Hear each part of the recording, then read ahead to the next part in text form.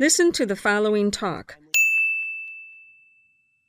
A fitting time for new decisions to propel the nation into a breakthrough era.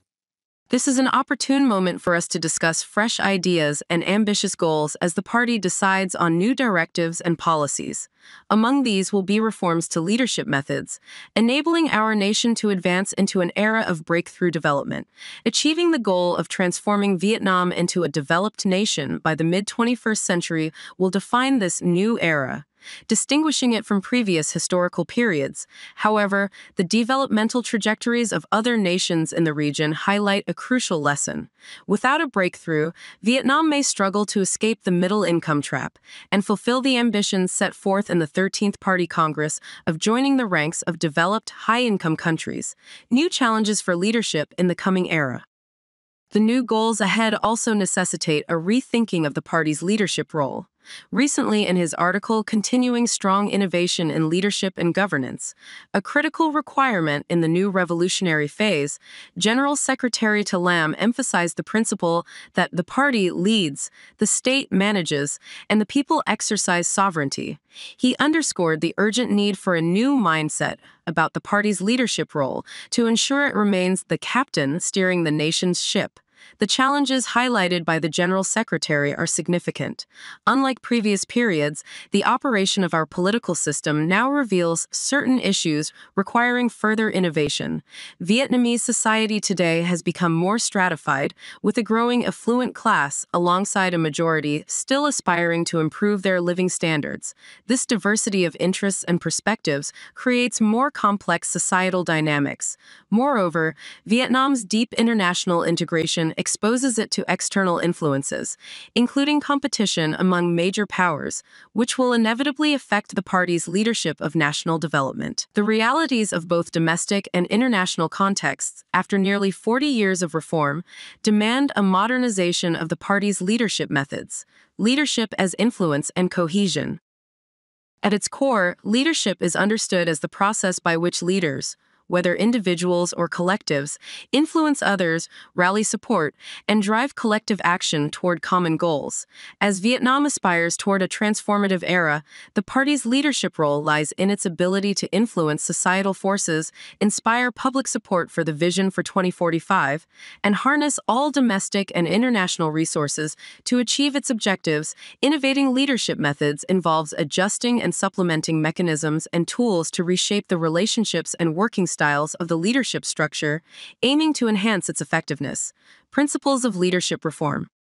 As established in the Platform for National Construction during the transitional period to socialism of 1991, the reform of the party's leadership methods must focus on two areas, the political system and society. Regarding societal forces, General Secretary Talam reiterated traditional leadership approaches, including political ideology, strategic guidelines, propaganda, mobilization, supervision, the exemplary quality of party members, and state policies. This indicates that the party's leadership over society primarily relies on soft power, characterized by persuasion and inspiration. The ultimate goal of the party's societal leadership is the happiness and prosperity of the people. In terms of leadership within the political system, the General Secretary outlined three fundamental principles. 1. The party leads, the state manages, and the people exercise sovereignty. 2. The party must not neglect its leadership role. 3. The party must not take over functions that belong to the state. The first principle requires a clear delineation of the roles and relationships among the three key entities within Vietnam's governance structure. The party wields political power derived from public support. The state exercises public authority as defined by the Constitution and laws, and sovereignty belongs to the people, ensuring that all policies serve their interests, aspirations, and welfare. The second principle emphasizes the need to uphold the party's leadership across all facets of governance, ideological, economic, political, and social, while ensuring strict compliance with the party's directives across the political system to maintain its influence and leadership. The third principle stresses that the party must not overstep into state functions. While party members hold positions within government and the party structure parallels the administrative system across levels, these arrangements must not lead to the party overstepping or overshadowing state authority. Directions for reform. The 14th Party Congress will be a pivotal moment to both reflect on 40 years of reform achievements and address pressing challenges. It will serve as a forum for discussing new ideas, setting ambitious goals, and deciding on reforms, particularly in leadership methods, to usher Vietnam into a breakthrough era. In this context, General Secretary Lam's article outlined key directions for leadership reform. 1. Streamlining the party's apparatus. Address overlapping roles and formality between party and state institutions. Reorganizing party bodies and merging certain advisory functions will modernize their roles and ensure alignment between political and public authority. 2. Enhancing the practicality of party resolutions.